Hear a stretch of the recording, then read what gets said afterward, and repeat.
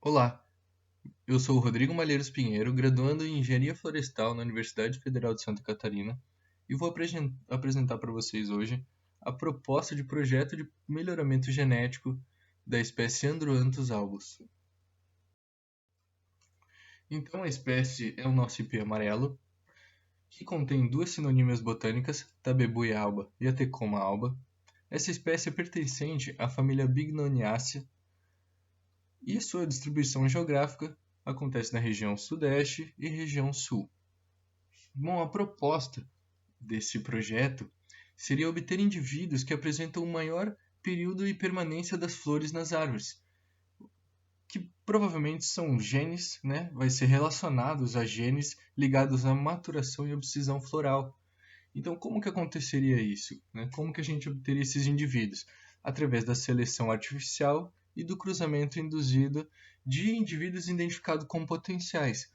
Para falar brevemente, nada mais seria do que ter de 5 a 10 matrizes, né, de indivíduos, e dentro dessas matrizes, pelo menos uns 10 indivíduos dentro de cada matriz, que seria analisado o seu período de permanência das flores nas árvores, que seria desde a abertura da primeira flor até a abscisão da última flor no último dia. Então, esse período seria anotado para cada indivíduo dentro de cada matriz. E tendo essas informações em mãos, a gente saberia quais indivíduos, né, permaneceram mais tempo com flores, e aí a gente poderia fazer o cruzamento induzido desses indivíduos, resultando talvez em indivíduos que tenham aumentem o potencial dessa característica, né?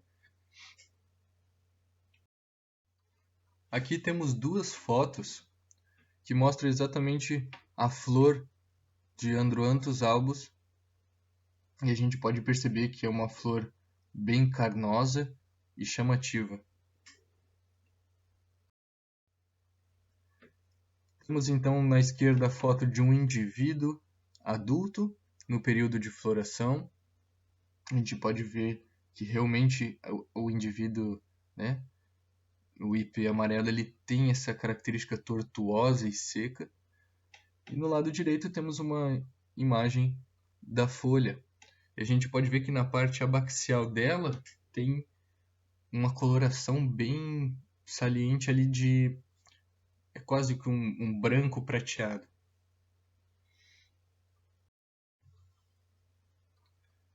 Então, um mapa para ilustrar nos estados que tem ocorrência dessa espécie.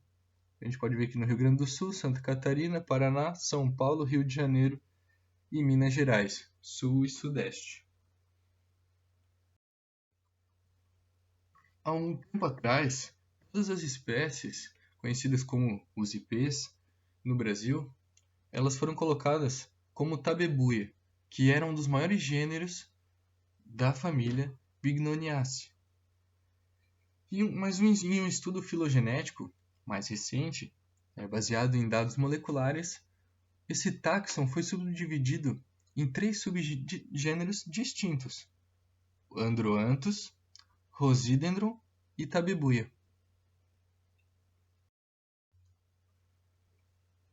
Então, como eu poderia caracterizar essa espécie? São árvores terrícolas, perenes, deciduifólias, hermafroditas, que apresentam síndrome de dispersão anemocórica.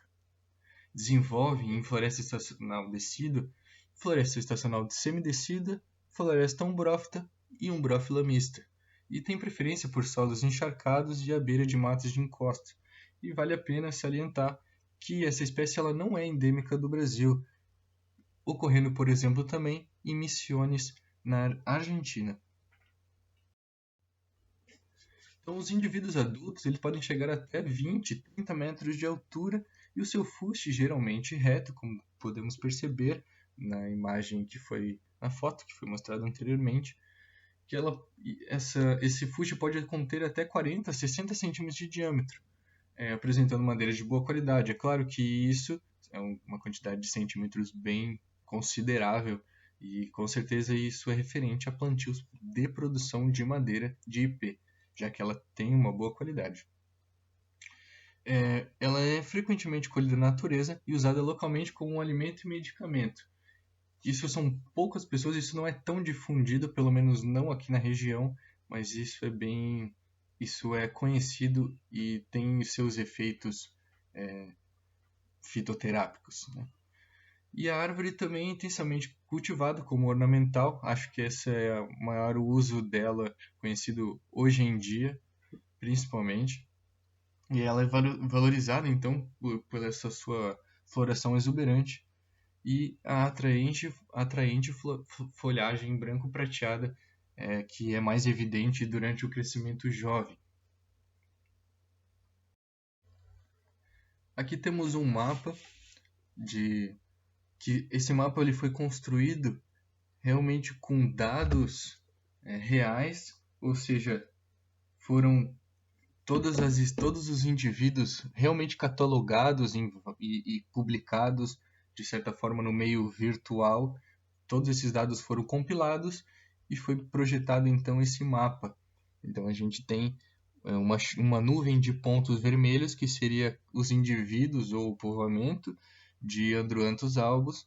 A gente pode perceber que entre os estados há uma variação. O Rio Grande do Sul ali, por exemplo, é uma manchinha pequenininha, e já em Santa Catarina pega ali uma boa região do Vale do Itajaí, do Médio Vale, até mesmo do meio oeste e norte de Santa Catarina. No Paraná, a mancha é a maior de todas. Então, a gente pode perceber que há um grande número de indivíduos, principalmente no estado do Paraná, e meio que segue ali São Paulo e Rio de Janeiro, com manchas acentuadas em lugares mais altos, bem como em Minas Gerais, ali na divisa de Minas Gerais com o Rio de Janeiro, e São Paulo nas zonas de altitude também.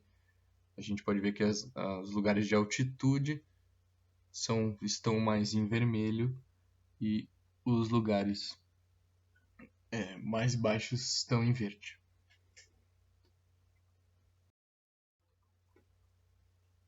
A ocorrência natural, segundo o IBGE, dessa espécie, ela é uma árvore de cerrado, de cerradão e mata seca, apresentando-se nos campos secos próximos às escarpas. A gente pôde justamente ver isso naquele aspecto da imagem, que ela já refletia isso na própria arquitetura, no próprio fenótipo dela.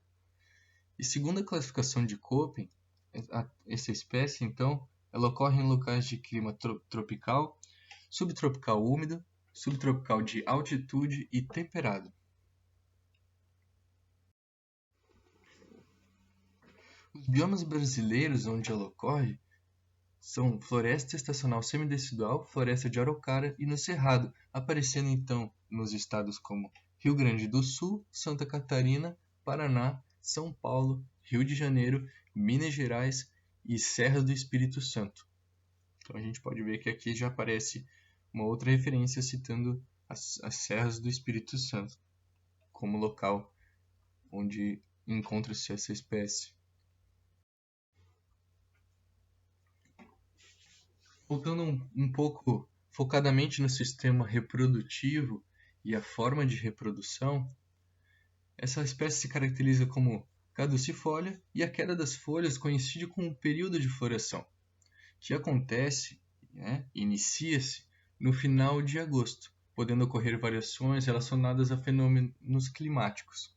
Então pode variar ali final de agosto, começo ou até mesmo meio de setembro. E uma informação bem relevante e curiosa é que quanto mais frio e mais seco for o inverno, maior será a sua intensidade floral. E as flores, por ter essa exuberância toda, acaba atraindo abelhas e pássaros, principalmente beija-flores, que são importantes vetores de polinização. A gente viu, né? Vai vir mais para frente também, mas que a flor ela é mais alongada e os beija-flores têm, né, o bico, digamos assim, mais alongado que chega lá dentro da flor nos sistemas reprodutivos. E já que ele contém vetores de polinização como os beija-flores, pode-se dizer que essa espécie apresenta fecundação cruzada, ou seja, entre diferentes indivíduos, que é também chamada de alógama. Aqui então aparece bem claramente os sistemas reprodutivos, as anteras e o estigma. A gente percebe que ela é bem alongada mesmo, né? Foi feito o corte da flor para poder visualizar melhor o sistema reprodutivo ali dela, porque ela é bem fechada e a flor dá para perceber que é bem alongada mesmo.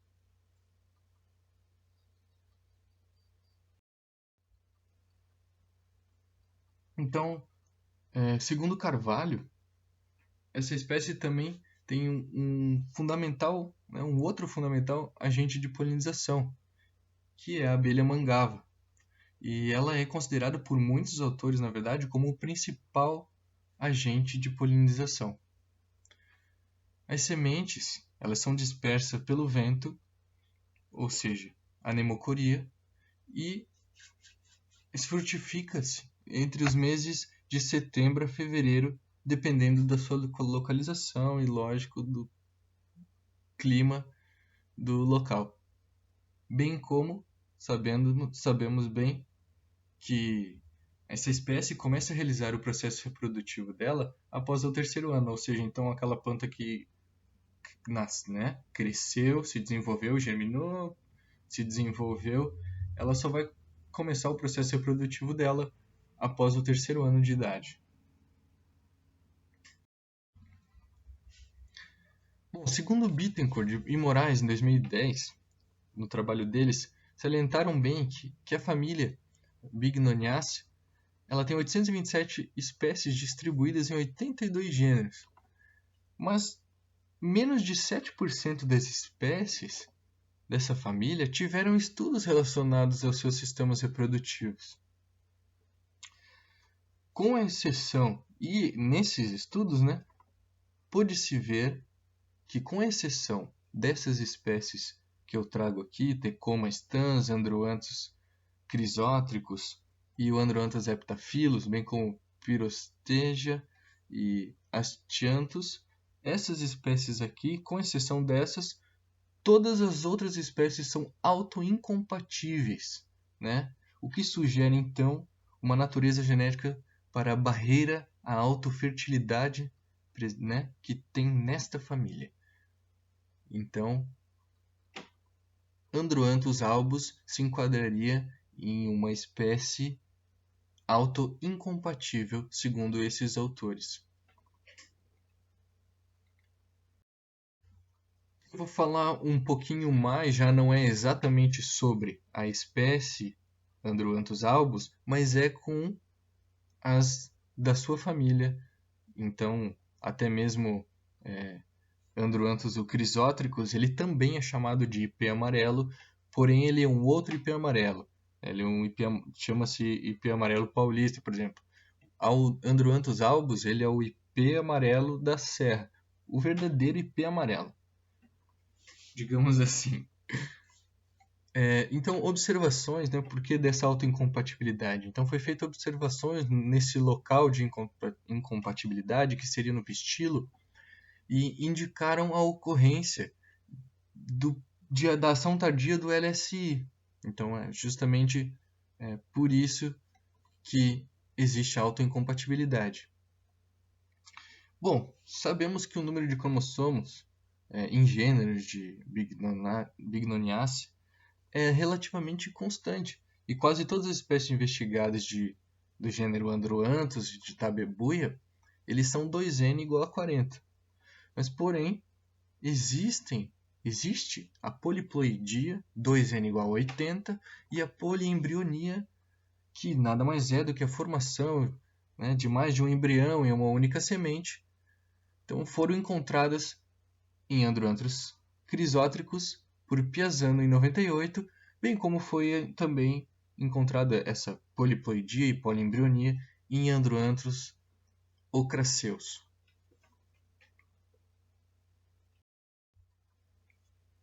Segundo os mesmos autores, aqui seria só uns últimos pontos que eles trazem no trabalho deles que eu achei importante colocar, porque é um estudo bem relevante perante a esse assunto.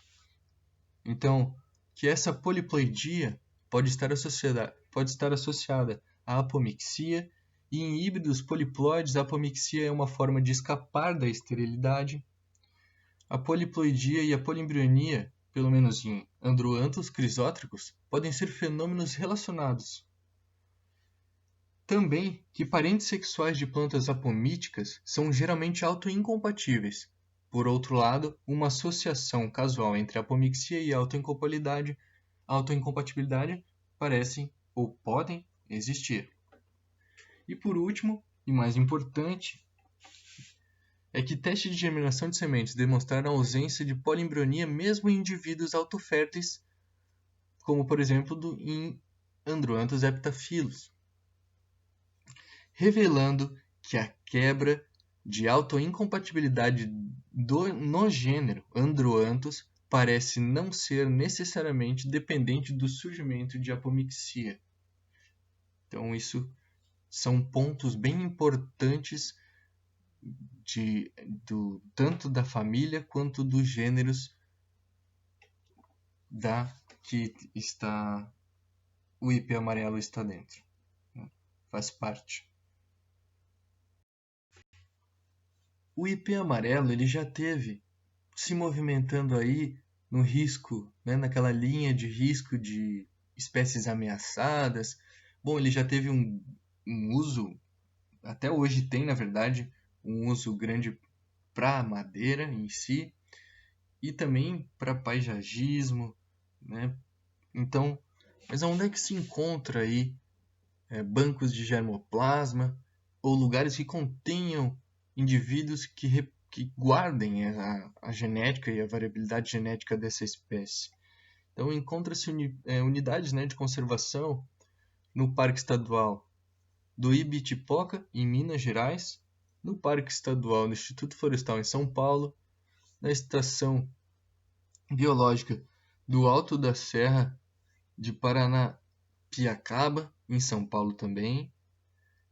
Então, esses são exemplos de unidades ali de conservação genética dessa espécie.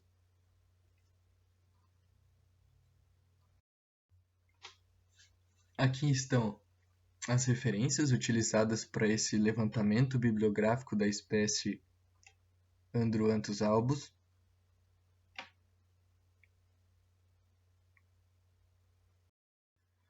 Bom, essa foi a minha apresentação da primeira parte da proposta de projeto de melhoramento utilizando a espécie Androanthus albus, o IP amarelo, e agradeço a todos pela atenção.